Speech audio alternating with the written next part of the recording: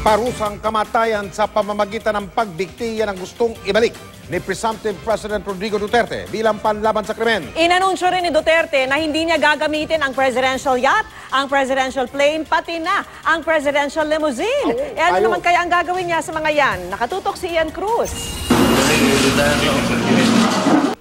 Clean cut at maaliwalas ang mukha ni presumptive President Rodrigo Duterte nang muling humarap sa publiko kagabi. Mainit. Maraming tumatawag ng Mr. President sa kanya, pero ang gusto niya, Mayor of the Philippines nga. No specific city. Matapos ang kumustahan, inilatag niya ang mga plano sa kanyang unang 100 araw para malutas ang problema sa krimen at droga sa loob ng 3 hanggang 6 na buwan.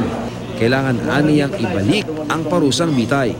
What I would do is to urge Congress to restore the death penalty by hanging. If there is no fear in the law or attached to the law or on the law or in the law, wala yan. Tulad ng ginawa niya sa Davao City, pagpatak ng alas 2 sa madaling araw, may liquor ban sa buong bansa sa mga pampublikong lugar gaya ng mga restaurants at gimikan. Alas 10 ng gabi naman ang curfew para sa mga minor de edad. Kayong mga nanay, tatay na mga minors na sa labas, kayo ang arestuhin ko, then I would not give you the custody. Magkakaroon din ng nationwide na cigarette ban sa lahat ng pampubliko at enclosed o saradong lugar. Kinokonsidera na rin ni Duterte ang kanyang magiging AFP Chief of Staff at Chief PNP para magpatupad ng kanyang mga bagong patakaran. Ang isa sa mga kadiner niya ay si Lieutenant General Ricardo Visaya, ang hepe ng AFP Southern Luzon Command. I am considering him to be the next Chief of Staff. I think I'd rather follow the seniority rule. 3 naman ang pinagpipiliang maging PNP Chief, sina Chief Superintendents Ramon Apolinario at Ronald De La Rosa, pati na si Senior Superintendent Rene Aspera. Lahat ay naging dating City Director ng Davao Police.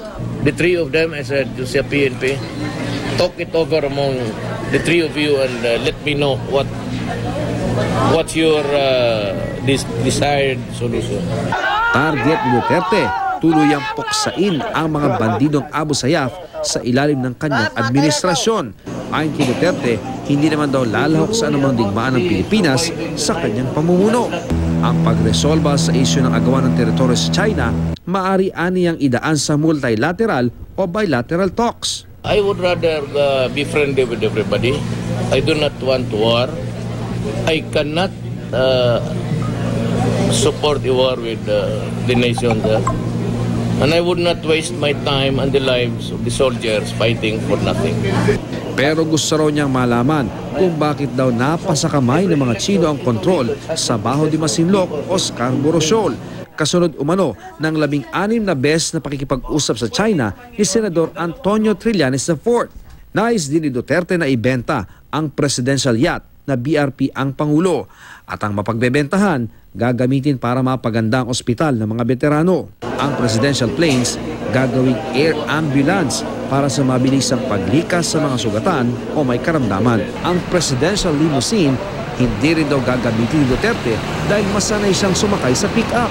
Ang inaugurasyon at panunumpa ni Duterte sa June 30 sa Malacanang gaganapin. Cocktails lang daw ang pagkain para sa mga bisita. At ang isusuot niya, simpleng barong lang. Pero kahit maging Pangulo na, mas gusto pa rin daw niyang mamalagi sa Davao. I must sleep soundly. Ito lang siguro muna. Mula sa Davao City, Ian Cruz, nakatutok, 24 Oras.